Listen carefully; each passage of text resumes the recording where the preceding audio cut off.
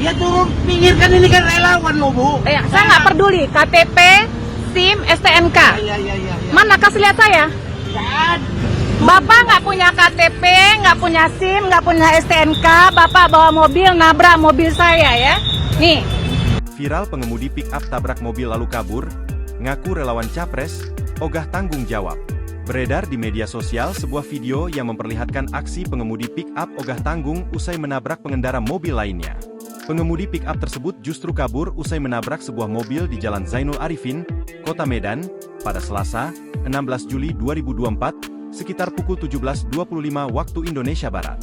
Bahkan sebelum kabur, pengemudi pick-up tersebut sempat mengaku relawan Capres untuk menggertak pemilik mobil.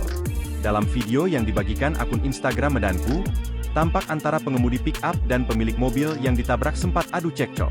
Pada keterangan unggahan itu, pemilik mobil menceritakan awal mula mobilnya ditabrak oleh pengemudi pick-up tersebut.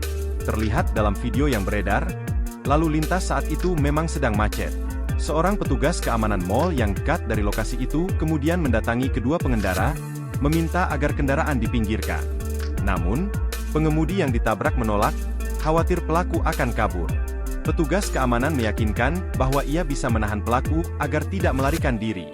Sayangnya, saat diberi jalan untuk menepi, pelaku justru melarikan diri, sesuai dugaan korban. Video yang memperlihatkan momen ketika pemilik mobil meminta pertanggungjawaban dari pengemudi pick-up itu kini beredar di media sosial. Unggahan itu menuai ragam reaksi dan komentar dari warganet.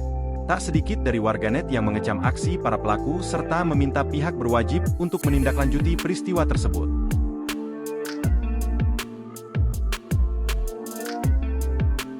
Download Tribun X sekarang, menghadirkan lokal menjadi Indonesia.